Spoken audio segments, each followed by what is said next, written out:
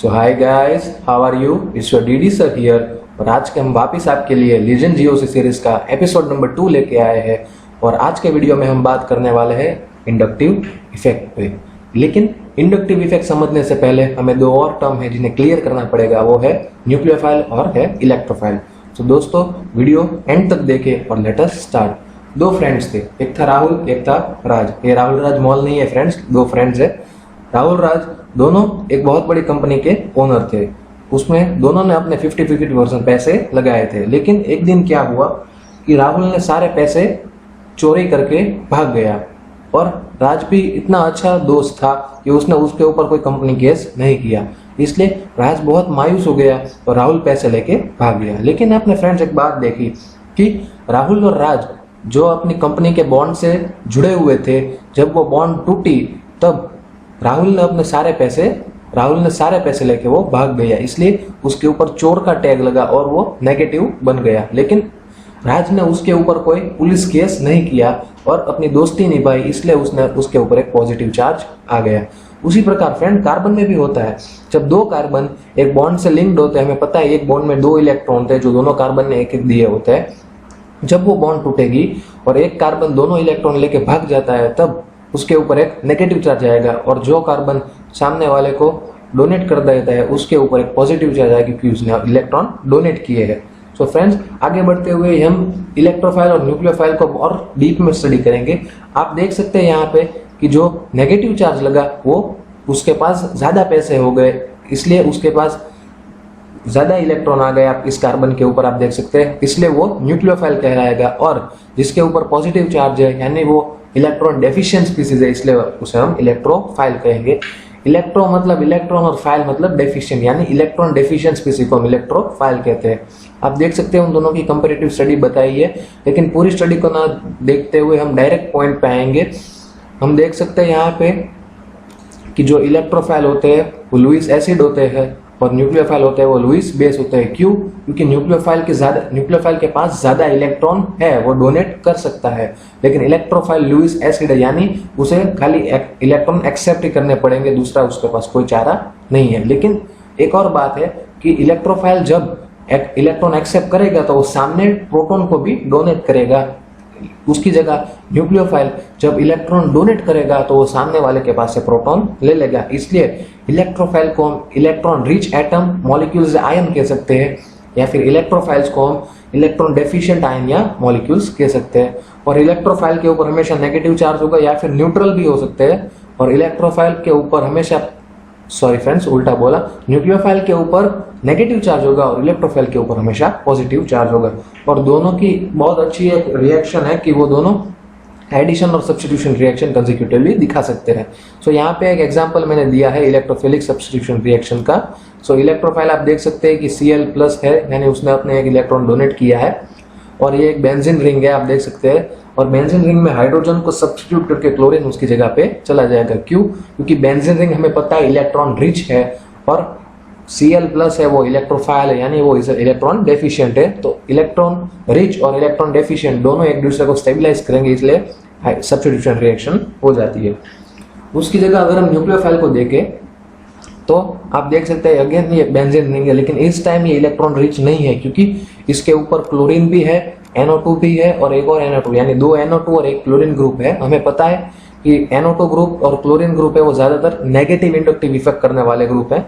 Inductive effect हम आज के वीडियो में पढ़ेंगे, लेकिन इंडक्टिव इफेक्ट यानी वो ग्रुप की जो टेंडेंसी है वो क्या है, वो इलेक्ट्रॉन क्लाउड्स को अपनी तरह खींच के रखेंगे। इसलिए जो बेंजीन रिंग है वो इलेक्ट्रॉन डेफिशिएंट रिंग अब कहलाएगी। इसलिए न्यूक्लियोफाइल जब उसके साथ रिएक्ट करेगा तो Cl को सब्स्टिट्यूट करके OH उसकी ग्रुप पे आ जाएगा, तो वो रिंग को थोड़ा स्टेबलाइज करेगा, बहुत ज़्यादा स्टेबलाइज नहीं करेगा क्योंकि हमें पता है दो NO2 ग्रुप और है।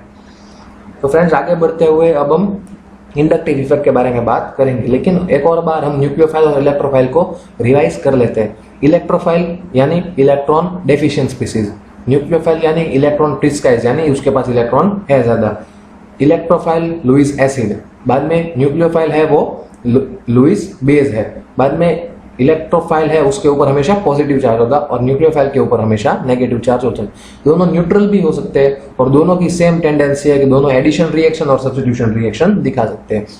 तो बढ़ते हुए इंडक्टिव इफेक्ट के ऊपर, इंडक्टिव इफेक्ट दो टाइप्स के होते हैं, पहला है पॉजिटिव इंडक्टिव इफेक्ट, दूसरा है नेगेटिव इंडक्टिव इफेक्ट। लेकिन उसके पहले हमें एक टर्म जो अब तक हमने 10th तक नहीं पढ़ा वो है पार्शियल चार्जेस। अब तक फ्रेंड हमने खाली इतना पढ़ा था कि पॉजिटिव चार्ज और नेगेटिव चार्ज, यानी पॉजिटिव चार्ज यानी किसी को इलेक्ट्रॉन दे देना, नेगेटिव चार्ज यानी किसी के इलेक्ट्रॉन ले लेना। लेकिन यहाँ पे हम एक छोटी सी मिस्टेक और करेंगे जो ज़्यादातर बच्चे कर लेते हैं। यहाँ पे आप देख सकते हैं कि 11th स्टैंडर्ड की जीओसी में कभी भी ज़्यादातर पॉजिटिव चार्ज या नेगेटिव चार्ज यूज़ नहीं हुआ, उसकी जगह हम खाली पार्शियल पॉजिटिव या पार्शियल नेगेटिव चार्ज यूज़ करते हैं। अब पार्शियल का मतलब क्या है फ्रेंड्स? सिंपल एग्जाम्पल, हमें पता ही है H2O का मॉलिक्यूल्स है, H और O के बीच में यहाँ एक बॉन्ड होती है और H और O के बीच में यहाँ एक बॉन्ड होती है। यहाँ दोनों के बीच में 2 इलेक्ट्रॉन है, यहाँ दोनों के बीच में 2 इलेक्ट्रॉन है, उसमें से एक ऑक्सीजन का है, एक हाइड्रोजन का, और यहाँ भी सेम।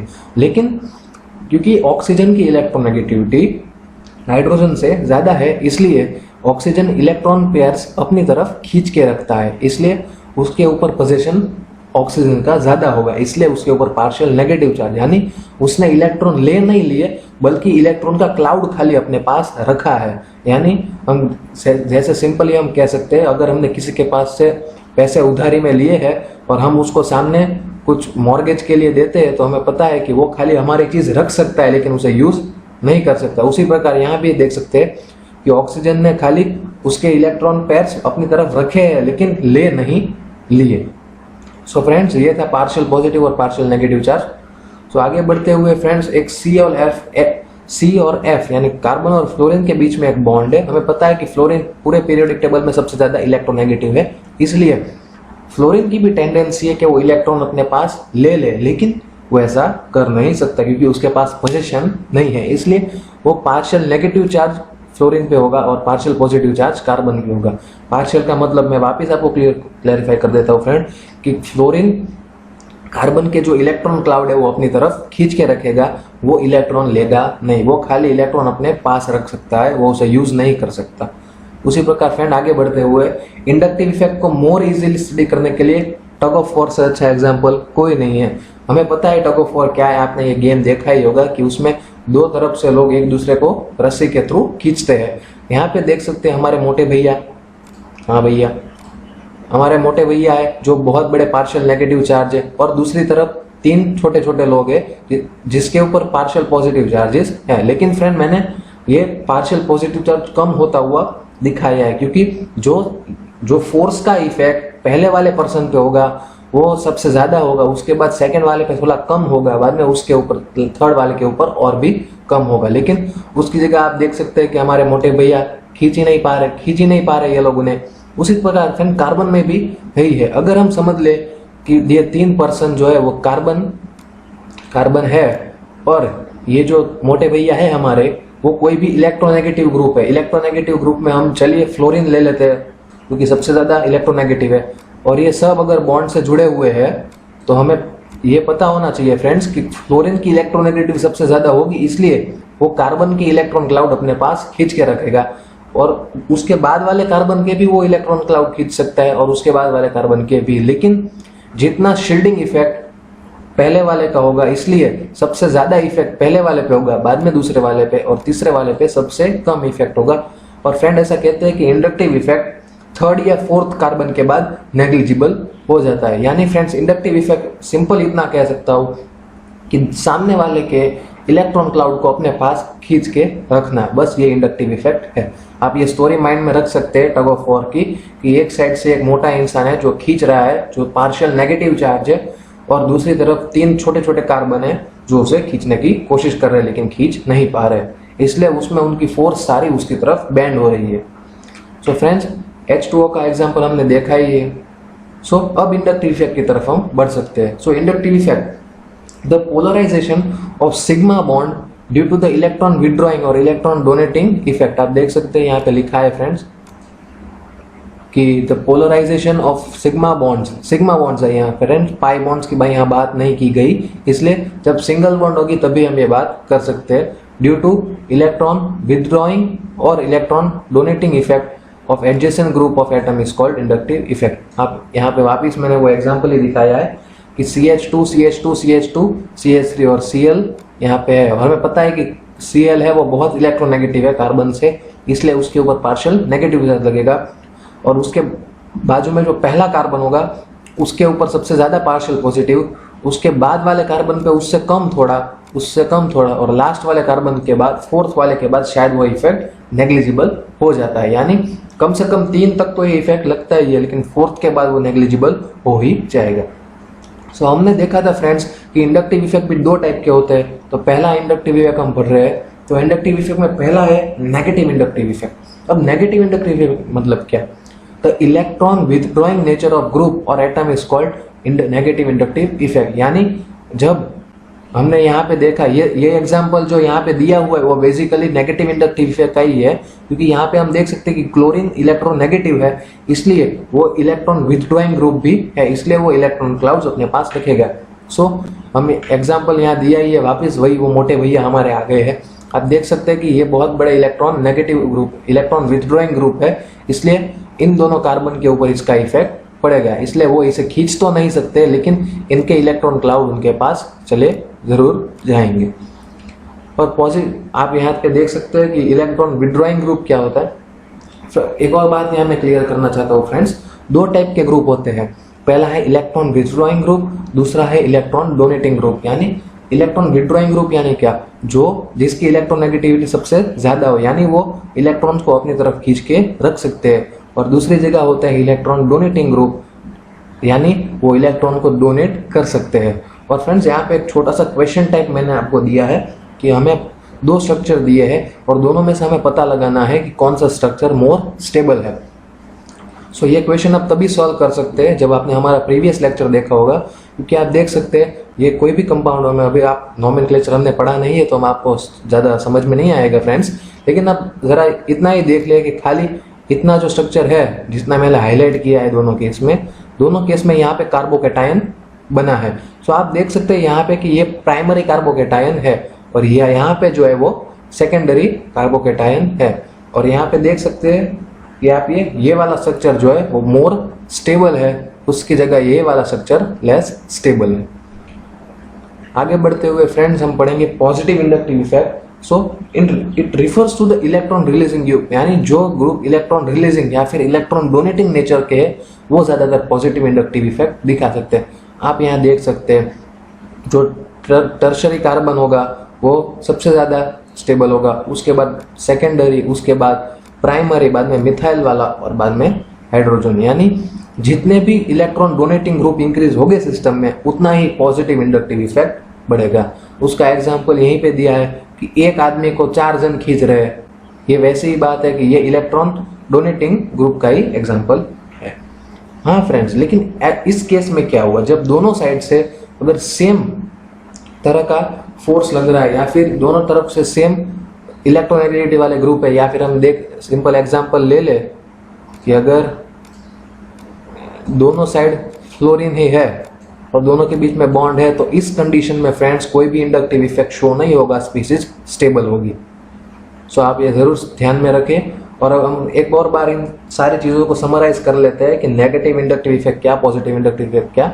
सो पार्शियल पॉजिटिव यानी partial positive charge, partial negative charge, ये हमें पता ही है क्या है। उसके बाद डबल पार्शियल होता है, वो लेस पार्शियल होता है एक पार्शियल से।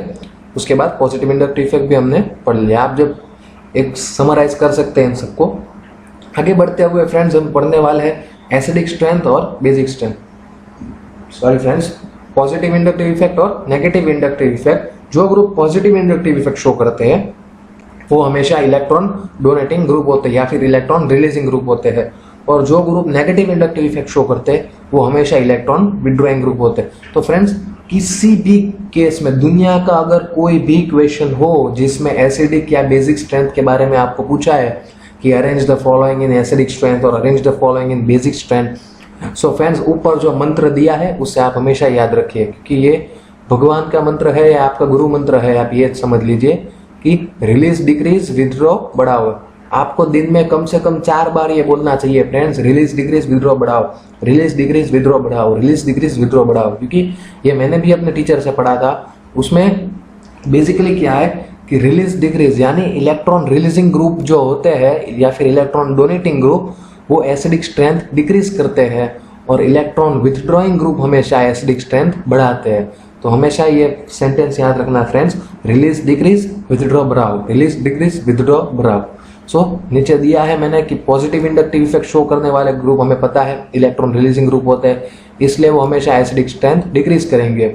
और पता है कि हमें इलेक्ट्रॉन विथड्रॉइंग ग्रुप होते हैं वो हमेशा नेगेटिव इंडक्टिव इफेक्ट शो करेंगे, इसलिए वो एसिडिक स्ट्रेंथ इंक्रीज हमेशा करेंगे। सो यहाँ पे मैंने एक छोटा सा पॉइंट आपको हाईलाइट करना चाहता हूँ फ्रेंड्स, कि अगर इलेक्ट्रॉन डोनेटिंग ग्रुप या फिर इलेक्ट्रॉन विथड्रॉइंग ग्रुप अगर यहाँ पूरे कॉर्नर में है और उसके ऊपर जो उसके दूर पे अगर कोई दूसरे electron donating electron negative elements है तो उसके ऊपर उसका इफेक्ट पड़ेगा, लेकिन वो बहुत कम होगा। सो आप देख सकते हैं कि फ्लोरीन और ऑक्सीजन बहुत दूर है, लेकिन ऑक्सीजन के ऊपर भी एक पार्शियल नेगेटिव चार्ज हमेशा रहेगा। सो ये पूरा समराइज किया हुआ है फ्रेंड्स मैंने यहाँ पे कि नेगेटिव इंडक्टिव इफेक्ट करने वाले ग्रुप कौन से हैं और पॉजिटिव इंडक्टिव इफेक्ट करने वाले ग्रुप कौन से हैं। आप जब फ्री हो इसे एक बार जस्ट स्कैन कर ले कि आपको सारे ग्रुप सारे याद रखने की जरूरत नहीं है, क्योंकि जब आप 5-6 क्वेश्चन करेंगे तो ऑटोमेटिक आप ग्रुप देख के ही पता चल जाएगा कि ये इलेक्ट्रॉन डोनेटिंग है या इलेक्ट्रॉन विथड्रॉइंग।